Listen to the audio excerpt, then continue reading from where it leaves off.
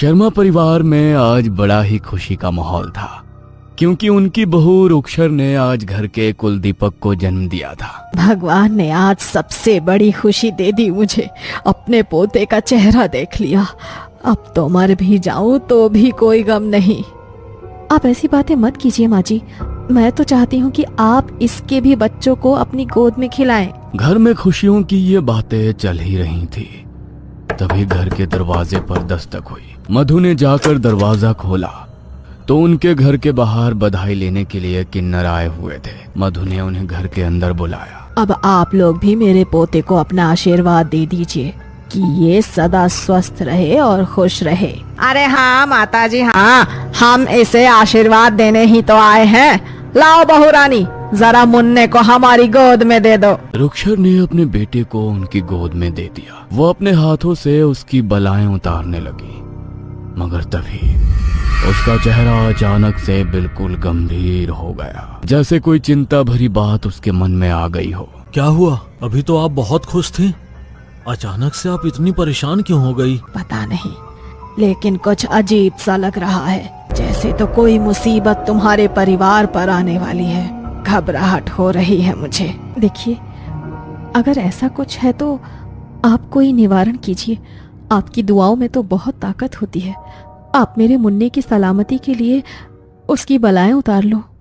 मैं तुम्हें एक रक्षा पोटली देती हूँ। तुम इसे अपने घर की चौखट के बाहर गाड़ देना। जब तक ये तुम्हारे घर की चौखट के भीतर गड़ी रहेगी, कोई तुम्हारा कुछ नहीं बिगाड़ पाएगा। किन्नर ने रोहन के हाथ में वो रक्षा पोटली पकड़ा दी और बच्चे के सर पर अपना हाथ फेरकर वहां से शगुन लेकर चली गई। उनके जाते ही रोहन ने अपने घर के बाहर अपनी चौखट के नीचे गड्ढा करके उस रक्षा पोटली को गाड़ दिया। मगर उस किन्नर की कही हुई बातें कहीं ना कहीं अभी भी उनके दिमाग में घूम रही थी, जिससे रुक्षर का मन बार बेचैन हो रहा था। पता नहीं, लेकिन मुझे अभी भी बाहर घबराहट हो रही है। किन्नर माता की कही हुई बातें बस मेरे दिमाग में घूमे जा रही हैं। कौन सी अनहोनी, कैसी अनहोनी, आखिर कहना क्या चाहती थी वो? ऐसी बातों को ज्यादा ध्यान नहीं देते बहू। और वैसे भी उन्होंने हमारी रक्षा के लिए घर की चौखट के नीचे रक्षा पोटली तो गड़वा ही दी है ना, तो तू क्यों इतनी चिंता कर रही है? ज्यादा मत सोच। जो खतरा आने वाला था वो टल गया है। बस भगवान का नाम ले और मुन्ने का ध्यान रख। मधु के समझाने के बाद भी रुक्षर का मन शांत नहीं हो रहा था। रात को मुन्ने को सुलाने के बाद रुक्षर भी बहुत थक चुकी थी। वो भी आंखें बंद करके लेट गई। रात के लगभग 12:30 बजे का वक्त था। तभी उनके घर के बाहर एक हलचल हुई। काला लिबास पहनी एक औरत, जिसने अपने चेहरे को काले कपड़ों से ढका हुआ था, उनके घर के बाहर चौखट के पास जाकर बैठ गई और अपने नाखूनों से उसने चौखट की मिट्टी को खोदना शुरू किया। तुझे क्या लगता है मेरी जिंदगी बर्बाद करके तू खुश रह पाएगी? जो खुशी तेरी वजह से मुझे नहीं मिली और जो मैंने तेरी वजह से खोया है, वो सब मैं तुझे भी नहीं मिलने दूंगी। कभी खुश नहीं रहने दूंगी मैं तुझे। आज से तेरी बर्बादी का समय शुरू हो गया है। बस अब तू अपनी उल्टी गिनती गिननी शुरू कर दे। उसने मिट्टी खोदकर भीतर से रक्षा कवच को बाहर निकाल लिया और अपने झोले से नींबू मिर्ची का जोड़ा निकाला और उसे उसने उस गड्ढे के भीतर रखकर अपनी हथेली पर चाकू से एक चीरा लगाया और अपने खून की बूंदें उसके ऊपर टपका दी और जल्दी से मिट्टी से उस गड्ढे को भर दिया और उस रक्षा पोटली को वो अपने साथ लेकर वहां से चली गई। तभी अचानक रुक्षर को नींद में कुछ अजीब सा महसूस हुआ, जैसे कोई उसके बगल से गुजर रहा हो। किसी के कदमों की आवाज बाहर उसके कानों में पड़ रही थी। वो एकदम से हड़बड़ा कर उठी और उसे लगा कि खिड़की के पास कोई खड़ा होकर उसे और उसके बच्चे को ही देख रहा है। ये देखकर रुक्षर बुरी तरह घबरा गई और वो इस हद तक डर गई कि उसके गले से उसकी आवाज भी नहीं निकल पाई। वो बुरे तरीके से पसीने से भीग गई और वो काला साया उसकी तरफ बढ़ने लगा। उसने अपने बच्चे को चादर से ढक दिया और रोहन को जगाने की कोशिश करने लगी। उसने जैसे ही रोहन को उठाने के लिए उसके कंधे को सहलाया तो रोहन एकदम से नींद में हड़बड़ा कर उठा। क्या हुआ रुक्षर? तुमने इस तरह मुझे क्यों जगाया? तुम्हें कुछ चाहिए क्या? काला साया कमरे में घूम रहा है। वो मेरे और मुन्ने की तरफ ही देख रहा था। आप कुछ कीजिए, किसी पंडित को लेकर आइए। कोई तो काला साया है जो हमें नुकसान पहुंचाना चाहता है। मुझे लगता है तुम दिन में हुई बातों को कुछ ज्यादा ही सोच रही हो, इसलिए तुम्हें सपने भी वैसे ही नजर आ रहे हैं। तुम मेरी बात समझ नहीं रहे हो रोहन। मैंने कोई सपना नहीं देखा। वो शायद मेरी आंखों के सामने खड़ा था, उस खिड़की के पास। देखो रुखसर, हमारे घर की चौखट के बाहर रक्षा पोटली मैंने अपने हाथों से गाड़ी थी। उसके रहते कोई भी ऐसी शक्ति हमारे घर के भीतर प्रवेश नहीं कर सकती। तुम ये सब सोचना बंद करो और सो जाओ। मैं एक काम करता हूँ, लाइट ऑन कर देता हूँ।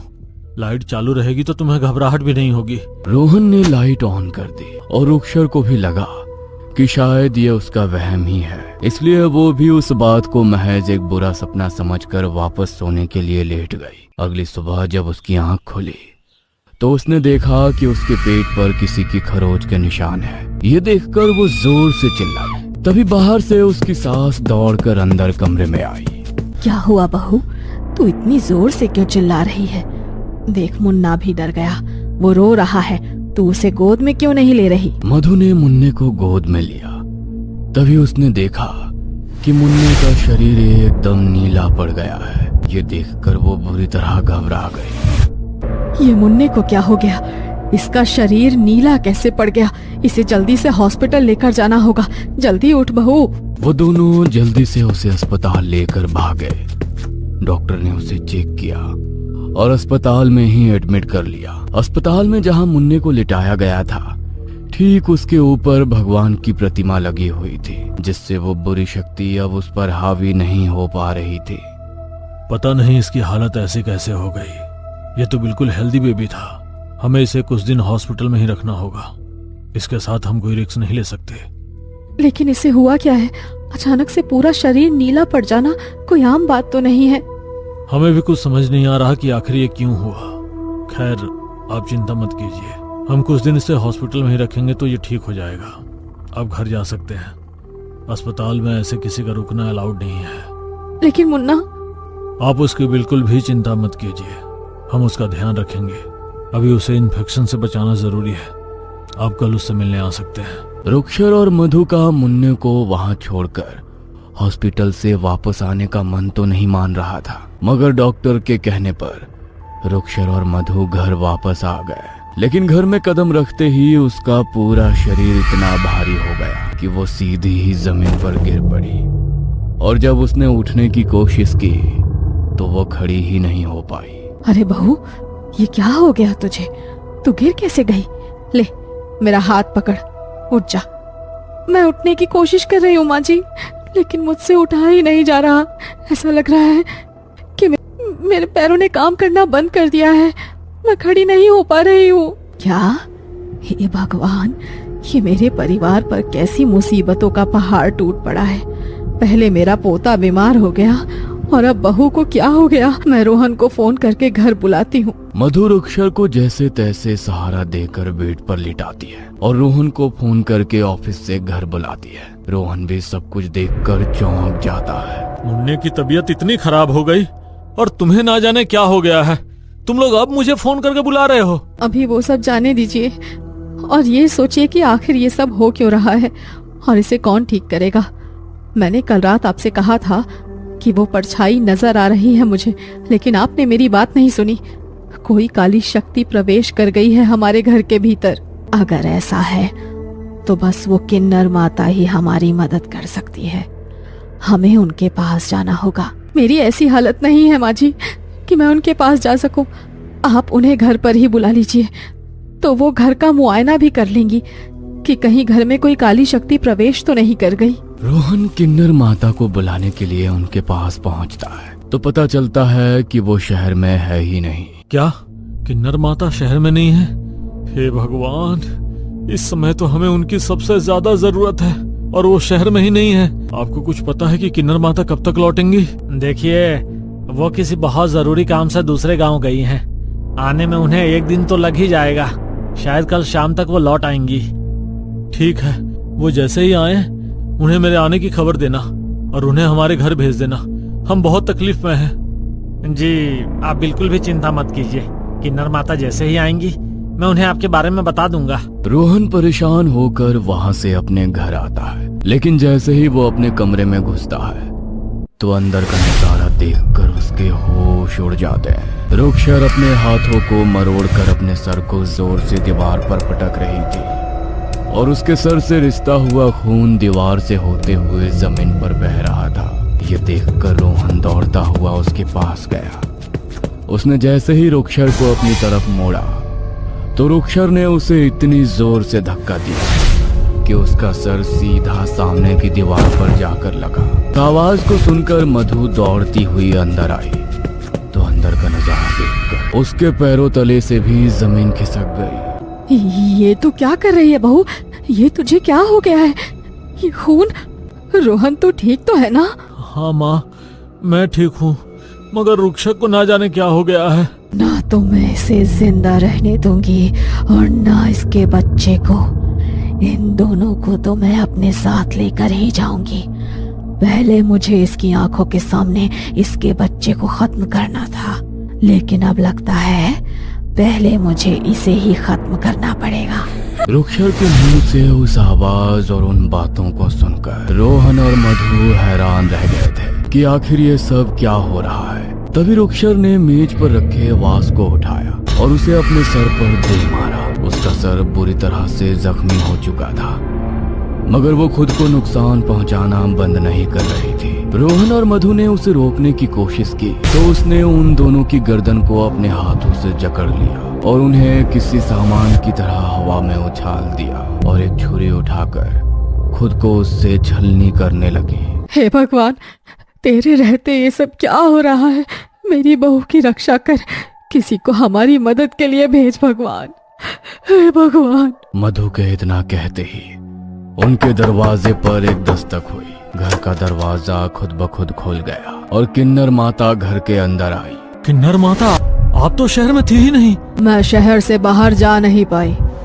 शायद भगवान को पता था कि आज यहाँ मेरी ज्यादा जरूरत है। किन्नर माता ने घर के हर कोने में सिंदूर का छिड़काव किया और जैसे ही वो सिंदूर रुक्षर के ऊपर पड़ा तो वो जोर से चीखने लगी और घर से बाहर भागने की कोशिश करने लगी। मगर तभी घर का दरवाजा अपने आप बंद हो गया और किन्नर माता ने अपना सिंदूर से भरा हाथ रुक्षर के सर पर रख दिया और जोर से चीखती हुई रुक्षर वहीं पर बेहोश होकर गिर पड़ी।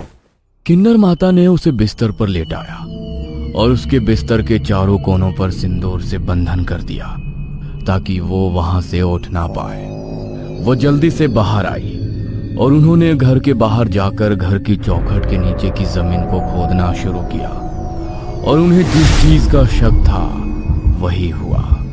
चौखट के नीचे उन्हें रक्षा पोटली नहीं बल्कि नींबू मिर्ची मिले जो अभी भी ताजा थे, जिन पर किसी के खून की बूंदें टपकी हुई थी।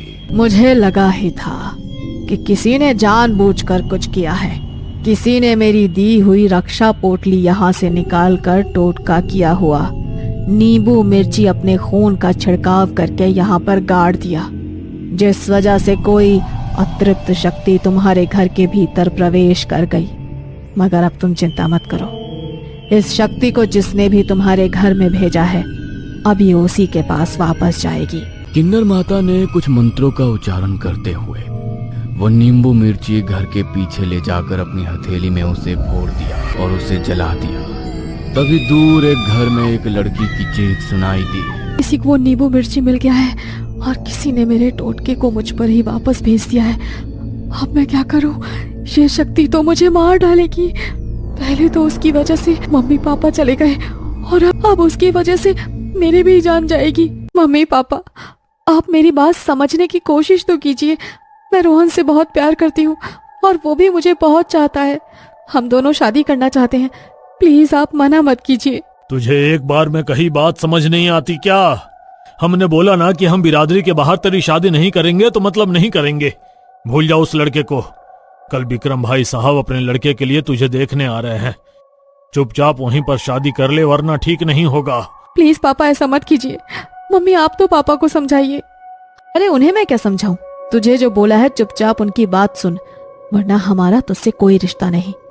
अगर तूने हमारे खिलाफ कुछ भी किया तो हम भूल जाएंगे कि तू हमारी बेटी है। रुक्षर ने अपनी मम्मी पापा को समझाने की बहुत कोशिश की, मगर वो दोनों तो उसकी बात सुनने को भी तैयार नहीं थे। अगले दिन उसका रिश्ता पक्का होने वाला था, इसीलिए वो रात को ही अपने घर से रोहन के साथ भाग गई और उन दोनों ने मंदिर में शादी कर ली। जब अगले दिन सबको ये बात पता लगी तो रुक्षर के परिवार की बहुत बदनामी हुई। उन्होंने उससे अपने सारे रिश्ते खत्म कर दिए, मगर गांव वालों ने ताने दे देकर रुक्षर के घर वालों का जीना दुश्वार कर दिया और एक दिन दिल का दौरा पड़ने से उसके पापा की मौत हो गई। पापा की मौत के बाद उसकी माँ भी बीमार रहने लगी। रुक्षर की एक छोटी बहन नेहा थी जो अपनी माँ का ध्यान रखती थी, मगर कुछ दिनों बाद माँ भी चल बसी और नेहा बिल्कुल अकेली हो गई। ना तो उसके सर पर माँ बाप का साया था और बड़ी बहन के घर से भाग जाने की वजह से ना अब कोई उससे शादी करना चाहता था। बिल्कुल अकेली हो गई और रुक्षर को इस सब का जिम्मेदार मानने लगी, इसीलिए वो अब बस उसे बर्बाद कर देना चाहती थी। मगर उसने रुक्षर को बर्बाद करने के लिए जो किया था वो क्रिया उसी के ऊपर उल्टी पड़ गई। उस अतृप्त आत्मा ने उसे घेर लिया। तभी घर के भीतर रोहन और किन्नर माता ने प्रवेश किया। किन्नर माता ने पूरे घर में सिंदूर का छिड़काव किया और एक कलश में उस अतृप्त आत्मा को बांध लिया। उस नींबू मिर्ची को जलाते हुए ही मुझे सब समझ आ गया था। तुमने जो भी किया उसमें तुम्हारी बदले की भावना जरूर थी, लेकिन जब मैंने ये सब तुम्हारी बहन को बताया तो उसका दिल पसीज गया। उसी ने तुम्हें बचाने के लिए मुझे यहाँ भेजा है। वो उसकी गलती थी, लेकिन उसने कुछ भी जानबूझकर नहीं किया। तुम्हारे माता पिता के साथ जो हुआ उसका दुख सबको है, मगर तुम अपनी बहन को दोषी मत मानो। इस सब में उसकी कोई गलती नहीं। नेहा जोर से रोने लगी और उसे अपने किए पर बहुत पछतावा हुआ।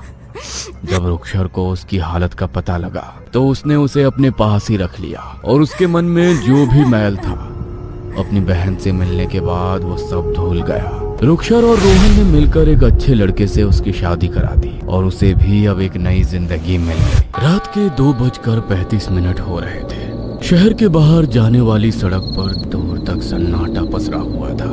हवा में ठंडक थी और सूखे पत्ते सड़क पर घिसटते हुए अजीब सी आवाज कर रहे थे। उस सुनसान सड़क पर एक काली एसयूवी धीरे आगे बढ़ रही थी। तभी एक ट्रक से उस कार का भयानक एक्सीडेंट हो गया। स्वस्तिक एक मशहूर यूट्यूबर था। उसका चैनल था द नाइट हंटर। उसके चैनल पर लाखों सब्सक्राइबर थे, लेकिन उसकी पहचान सिर्फ एक यूट्यूबर की नहीं थी। वो खुद को नास्तिक और तर्कवादी कहता था। इस दुनिया में भूत प्रेत जैसी कोई चीज नहीं होती, सब इंसान के दिमाग का वहम है। आप लोग डरते हैं तो वो आपको डराते हैं।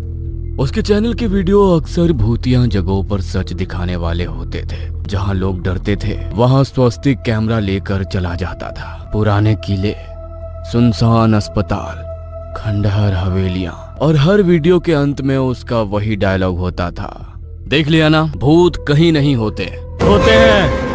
आपको यकीन ना हो तो हमारे शहर में आकर देखो। नहीं, मुझे यकीन नहीं है, आकर देखो। स्वस्तिक अपने उसी सब्सक्राइबर के कहने पर उसके शहर भूतों की तलाश में पहुंचा था। मगर आज की रात कुछ अलग थी। Hello and welcome you all. आज का हमारा वीडियो है 3AM चैलेंज, हॉन्टेड ऑर्फनेज। कहा जाता है कि शहर से करीब 20 किलोमीटर दूर जंगल के बीचों बीच एक पुराना अनाथालय था। आज से करीब 15 साल पहले वहां भयानक आग लगी थी। उस आग में कई बच्चे और एक बूढ़ी देखभाल करने वाली महिला मर गए थे। उसके बाद से वो जगह वीरान पड़ी थी। गांव वाले कहते हैं रात के समय वहां बच्चों के रोने और हंसने की आवाजें आती हैं। कोई वहां जाने की हिम्मत नहीं करता, लेकिन आज आपका स्वस्तिक वहीं जा रहा है। मिलते हैं थोड़ी देर में। कहते हुए उसने लाइव स्ट्रीमिंग बंद की और अपनी कार चलाकर उस जगह पहुंचा जहां उसे रात बितानी थी। उसने अपनी कार अनाथालय के टूटे हुए गेट के सामने रोक दी और फिर स्वस्तिक ने कैमरा ऑन किया और कैमरे के सामने मुस्कुराते हुए बोला, हेलो नाइट हंटर्स, आज हम आए हैं शहर के सबसे डरावने कहे जाने वाले अनाथालय में और मैं यहाँ 3AM चैलेंज करने वाला हूँ। कहते हुए उसने कैमरा घुमाकर सामने का दृश्य दिखाया। टूटी हुई दीवारें, काले पड़े खिड़की के फ्रेम और जंग लगा हुआ गेट। अंदर का आंगन पूरी तरह घास और झाड़ियों से भर चुका था। अरे ये तो सच में डरावनी जगह लग रही है। लोग कहते हैं यहाँ भूत है, आज देखते हैं सच क्या है और झूठ क्या। कहते हुए वो हंसने लगा। उसने कैमरा उठाया और गेट को धक्का दिया। ये आवाज सन्नाटे में गूंज गई। दरवाजे के उस पार खंडहर हो चुकी अनाथालय के अंदर स्वस्तिक धीरे अंदर गया। अंदर उखड़े हुए फर्श पर टूटे गम और लकड़ी के टुकड़े पड़े थे। हर कदम पर क्रक की आवाज आती। स्वस्तिक ने अपने साथ लाई हुई लाइट्स ऑन की। दोस्तों, किसी समय बच्चों की हंसी से गुलजार ये अनाथालय बिल्कुल वीरान है। ये देखो, इसकी दीवारों पर पुराने पेंट के निशान और बच्चों की फीकी ड्राइंग अभी भी दिखाई दे रही है। कहीं सूरज, कहीं घर, कहीं स्टिक फिगर बच्चे। उन सब ड्राइंग को देख स्वस्तिक भावुक हो गया। उसे उन बच्चों के लिए बुरा लग रहा था। लोग कहते हैं यहाँ मरे हुए बच्चों की आत्मा रहती है। वो सच है या झूठ वो तो नहीं पता, मगर यहाँ आधे जले हुए सामान और चीजें मुझे उनके होने का एहसास करा रही है। कहते हुए वो आगे बढ़ा। अचानक हवा का एक तेज झोंका आया। लगी टूटी खिड़की धड़ाम से हिल गई। एक पल के लिए स्वस्तिक चौंक गया, फिर वो मुस्कुराया। Strange classic horror sound. अभी समय हुआ है 2:30, यानी कि अभी हमारे पास आधा घंटा है जब हमें उनके होने का एहसास होगा। मैं कुछ तैयारियां कर लेता हूँ। कहते हुए स्वस्तिक ने अपने मोबाइल को स्टैंड पर लगाकर लाइव चालू रखा और उसके बाद उसने अपने बैग से मोशन सेंसर निकाले। उन्हें वो अलग कमरों में रख रहा था। अगर यहाँ कोई हलचल होगी तो ये सेंसर बीप करेगा और हमें पता चल जाएगा कि हमारे अलावा यहाँ पर कौन है। कहते हुए स्वस्तिक की निगाह कैमरे की ओर ही थी। जैसे ही कुछ मिनट बाद घड़ी में 2:55 हुए, एक कमरे के सेंसर में आवाज आई। बीप। आवाज सुनकर स्वस्तिक ने तुरंत उस कमरे की ओर रुख किया। सेंसर के पास जाकर स्वस्तिक रुक गया। वो इधर उधर देखने लगा, मगर वहाँ पर कोई नहीं था। ओह, हमने मिस कर दिया, या शायद कोई चूहा होगा। कहते हुए वो हंसने लगा और उस कमरे से बाहर आ गया। जैसे ही वो बाहर आया, घड़ी में 3 बज चुके थे। वो हॉल में वापस आया ही था कि कुछ सेकंड बाद बीप बीप 3 कमरों के सेंसर एक साथ बज उठे। एक साथ आवाज सुन स्वस्तिक थोड़ा चौंका। ये थोड़ा अजीब है। एक साथ 3 कमरों में सेंसर कैसे बज सकते हैं? क्या एक से ज्यादा लोग हैं, या शायद हवा होगी तभी सारे सेंसर एक साथ बजने लगे। अब घड़ी में समय हो रहा था 3:07। हॉल का टेम्परेचर अचानक से कम हो गया। स्वस्तिक को ठंड लगने लगी। स्वस्तिक ने थर्मल मीटर देखा तो वो हैरान रह गया। अजीब बात है, अभी कुछ देर पहले यहाँ तापमान 24 था, अब 16 हो गया। कहते हुए उसने कैमरे की तरफ देखा। कई सारे लोग उसे देख रहे थे। उसके मोबाइल पर कमेंट आने शुरू हो गए। अरे इस तरह हमें डराओ मत, ये सब अपने वीडियो पर व्यू बढ़ाने की ट्रिक है। हे गाइस, ये क्या बोल रहे हो? मैं ये सब व्यू बढ़ाने के लिए नहीं कर रहा हूँ, बल्कि ये साबित करने के लिए कर रहा हूँ कि भूत प्रेत नहीं होते। तो फिर ये सब क्यों दिखाऊंगा मैं? दोस्तों, ये सच में थोड़ा स्ट्रेंज है। स्वस्तिक अपने चैनल पर आए सवालों के जवाब दे ही रहा था कि तभी दूर किसी कमरे से हल्की सी आवाज आई, बच्चों के हंसने की। ऐसा लगा जैसे कई सारे बच्चे एक साथ हंस रहे हो। स्वस्तिक एक पल के लिए चुप हो गया। उसके वीडियो पर व्यू बढ़ने लगे तो वो फिर हंसने लगा। रिकॉर्डेड साउंड होगा, लोग डराने के लिए लगा देते हैं, मगर हम तो इतनी सी बात से नहीं डरेंगे। अब समय हो रहा था 3:20। स्वस्तिक अभी भी मुख्य हॉल में था। यह वही जगह थी जहां कभी बच्चों का डाइनिंग एरिया था। अब वहां सिर्फ टूटी कुर्सियां और मेजें पड़ी थी। अचानक एक कुर्सी धीरे हिली। स्वस्तिक ने कैमरा उस तरफ घुमाया, मगर वहां कुछ नहीं था, सिर्फ कुर्सी हिल रही थी। यह शायद हवा के कारण हुआ, लेकिन फिर एक के बाद एक कुर्सी टेबल हिलने लगे तो उसके चेहरे पर अब हल्की घबराहट दिखने लगी। अब घड़ी में समय हुआ था 3:33। अचानक स्वस्तिक के हाथ में पकड़ा कैमरा ग्लिच करने लगा। स्क्रीन पर अजीब लाइनें आने लगी। ये क्या हो रहा है? उसने कैमरे की स्क्रीन पर खुद को देखा और उसी पर उसका चेहरा सफेद पड़ गया। स्क्रीन में उसके पीछे एक बूढ़ी औरत खड़ी थी। सफेद साड़ी, चेहरे पर जले के निशान और गहरी आंखें जो सफेद थी। स्वस्तिक ने तुरंत पीछे मुड़कर देखा, वहां कोई नहीं था। उसने फिर स्क्रीन की तरफ देखा। अब भी वो औरत वहीं खड़ी थी, लेकिन वो डरावनी नहीं लग रही थी। उसके चेहरे पर एक अजीब सी चेतावनी थी, जैसे वो कुछ कहना चाहती हो। स्वस्तिक का लाइव स्ट्रीम अभी भी चल रहा था। स्क्रीन पर कमेंट्स आने लगे, bro run, she is behind you. फिर एक कमेंट आया जिसे देखकर स्वस्तिक के हाथ कांपने लगे। वो कमेंट था, स्वस्तिक तो मर चुका है। जिस यूजर नेम से कमेंट था वो था स्वस्तिक ऑफिशियल। ये किसने किया? मेरा अकाउंट हैक हो गया। तभी फोन में एक नोटिफिकेशन आया। उसके अपने अकाउंट से एक नया कमेंट आया, अकाउंट हैक नहीं हुआ है, तू सच में मर गया है। कमेंट पढ़कर अचानक स्वस्तिक के दिमाग में कुछ चमका। उसे याद आया। जैसे ही ये सब याद आया, स्वस्तिक की सांसें तेज हो गई। ये सच नहीं हो सकता। वो अभी भी हॉल के बीच में खड़ा था और अचानक उसे एहसास हुआ कि उसके पैर जमीन पर नहीं हवा में थे। उसने अपने हाथ देखे, वे हल्के पारदर्शी हो रहे थे। बूढ़ी औरत उसके सामने आ गई। उसने धीमी आवाज में कहा, बेटा अब समझ गया ना? क्या मैं सच में मर चुका हूँ? तुम्हारी मौत उस सड़क पर हो गई थी। ये सुनकर स्वस्तिक की आंखों में आंसू आ गए। उसे कुछ समझ ही नहीं आ रहा था। तो मैं यहाँ क्यों हूँ? तुम्हारा मन तुम्हें यहाँ खींच लाया। तुम सच की तलाश में नहीं, सनसनी की तलाश में थे, जो यहाँ पर सच में भी है। अचानक हॉल के अंधेरे कोने से परछाइयां निकलने लगी, काली, विकृत, डरावनी। वे सब स्वस्तिक की तरफ बढ़ रही थी। ये तुम्हारी सोच और डर की परछाइयां हैं। अगर तुम यहाँ फंस गए तो कभी मुक्त नहीं हो पाओगे। उस बूढ़ी औरत की बात सुनकर स्वस्तिक घबरा गया। उसे कुछ समझ नहीं आया। मुझे बचाओ। अब जाने का समय है, चलो मेरे साथ। कहते हुए उस औरत ने स्वस्तिक का हाथ पकड़ा तो अचानक कैमरा जमीन पर गिर गया। लाइव स्ट्रीम में बस खाली हॉल दिखाई दे रहा था और फिर कैमरे के सामने स्वस्तिक धीरे हवा में घूलने लगा। उसके चेहरे पर अब डर नहीं था, सिर्फ शांति थी। अगली सुबह पुलिस को अनाथालय के अंदर एक कैमरा मिला। लाइव स्ट्रीम अभी भी रिकॉर्ड हो रहा था, लेकिन अनाथालय के अंदर कोई नहीं था। रात के 2:20 पर एक यूट्यूबर का एक्सीडेंट से मौत हो गई। उसका नाम स्वस्तिक था और उसके चैनल पर आखिरी वीडियो का टाइटल था 3AM challenge the night Hunter. उसकी मौत हो गई तो कैमरा यहाँ पर कैसे आया? तभी वीडियो के आखिरी फ्रेम में एक पल के लिए कैमरे के पीछे खड़ी वही बूढ़ी औरत दिखाई देती है और फिर स्क्रीन ब्लैक हो जाती है। दोस्तों, कहानी तो देख ली आपने, पर अभी तक चैनल को सब्सक्राइब नहीं किया। प्लीज सब्सक्राइब करें और एक छोटा सा कमेंट करें।